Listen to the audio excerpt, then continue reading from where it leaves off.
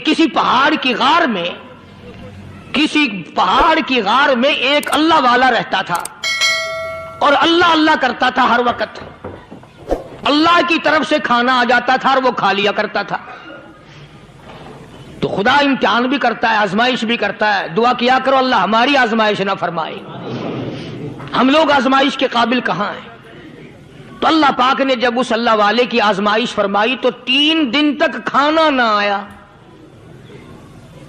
3 روز تک کھانا نہیں آیا.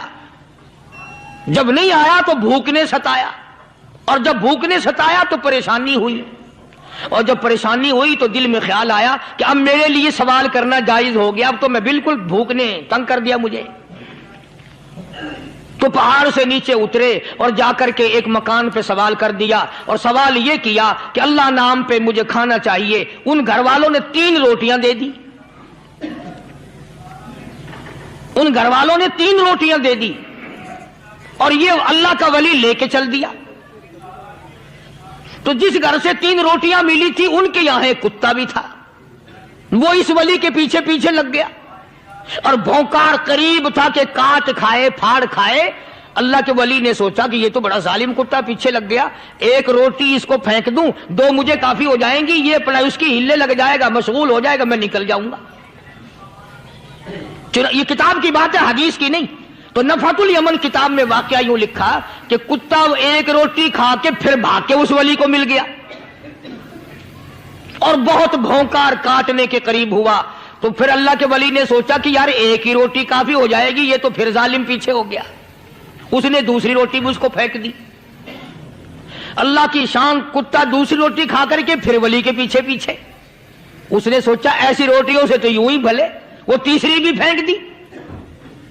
کتے نے تیسری بھی کھا لی، اور جب تیسری روٹی کھا کے کتا بھونکا، اب ولی کھڑا ہو کر غصے میں آ گیا اور کہنے لگا او کتے تجھے شرم نہیں آتی؟ عربی کا لفظ ہے وَمَعَدِيمُ الْحَيَا، اور بغیرت کمینے، تیرے مالک نے 3 روٹیاں دی تھی، جس دروازے پہ تو رہتا تینوں کھا لی، پھر بھی بھونکتا ہے. 3 روٹیاں میں نے تجھے دے دی پھر بھی بھونک رہا ہے. تو یوں لکھا اس کتاب میں کہ اللہ پاک نے کتے کو بھی زبان دی اور وہ یہ کہنے لگا کہ ولی صاحب ذرا ٹھہرو، خود فیصلہ کرو، تم بے غیرت ہو یا میں بے غیرت ہوں. فیصلہ جناب کریں، میں کتا ہوں، آپ ولی ہیں. جنت کے کھانے کھائے، ارے 3 دن نہ ملا تو آدمی کے دروازے پہ آ کے ماتھا گھسایا، جھولی پھیلائی، بھیک مانگی، مجھ سے قسم لے لو میں کتا ہوں. کئی مرتبہ 8 دن ٹکڑا نہیں ملتا، قسم لے لو اس دروازے کے سوا کبھی کسی دوسرے دروازے پہ نہیں گیا میں.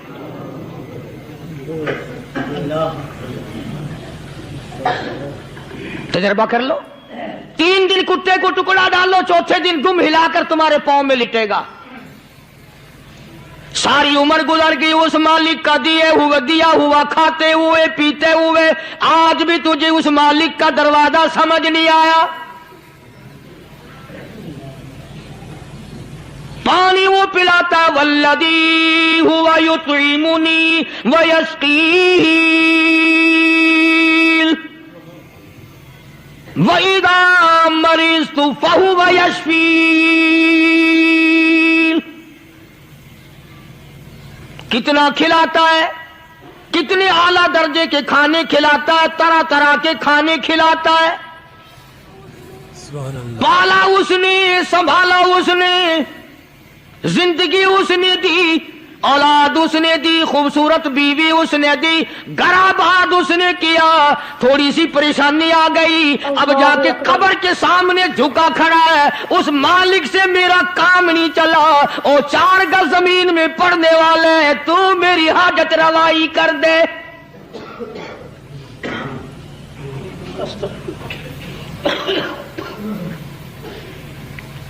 کون سے ولی نے یہ تعلیم دی، کون سے ولی نے یہ ترغیب دی؟ خواجہ قطب الدین بختیار کاکی رحمت اللہ علیہ، بابا فرید الدین شکر گنج رحمت اللہ علیہ کا پیر ہے. اتنے اللہ والے لوگ تھے، اتنے اللہ والے لوگ تھے. خواجہ قطب الدین بختیار کاکی رحمت اللہ علیہ کا آخری وقت دلی شہر میں آ گیا. نہ دولت تھی، نہ کوٹھی تھی، نہ بنگلہ تھا، فقیری. ہائے ہائے، عجیب بادشاہت ہوتی ہے ان لوگوں کی.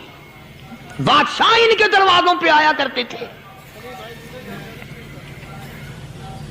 خواجہ ابو الحسن خرقانی رحمت اللہ علیہ بزرگ گزرے ہیں.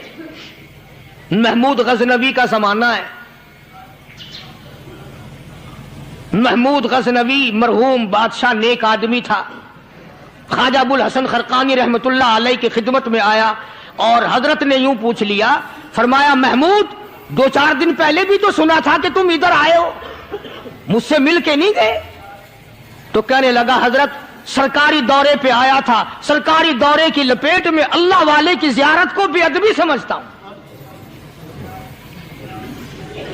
اللہ والے کی زیارت کرنے آؤں، کام کوئی اور لے کر آؤں اور اللہ والے کی زیارت کروں؟ میرے نزدیک یہ بے ادبی ہے. فرمایا آج ارادہ کر کے آئے ہو؟ کہ جی ہاں ارادہ کر کے آیا ہوں. باتیں ہوتی رہی. محمود کہنے لگا حضرت آج بہت بڑا کام لے کر آیا ہوں، دعا فرماؤ. سومناتھ کے مندر پہ حملے کا ارادہ ہے. 70 راجاؤں کی فوج آئیں گی، 70 بادشاہوں کی فوج آئیں گی، 70 راجا ہندو اپنی فوج لے کر آئیں گے، میں اکیلا مسلمان مقابلے میں آؤں گا. دعا فرماؤ وہ قادر کریم مجھے فتح عطا فرمائے. کیسی نیت لے کر آیا کرتے تھے بادشاہ لوگ فقیروں کے دربار میں. آج تو اگر کسی ولی کے پاس بھی جاؤ گے، میں نے مولانا عبید اللہ انور مدذلو سے پچھلے دنوں عرض کر دیا، میں نے کہا حضرت آپ اپنے گھر میں ہی رہتے ہیں، باہر نہیں نکلتے، کئی دن لوگوں کو نیکی ملے گی، زیارت ہوگی. تو فرمانے لگے قاری صاحب آپ کو کیا پتا ہے، بس اسی کام کے لیے لوگ آتے ہیں. ہماری اینٹ پڑ دو، ہم نے مکان بنانا ہے، ہمیں دکان کا تعویذ دے دو، ہمارے پیچھے دشمن لگ گیا، ہمارا مقدمہ ہو گیا، اور یوں تو کہنے کوئی بھی نہیں آتا، دعا کر دو اللہ میری قبر میں بھلائی فرما دے.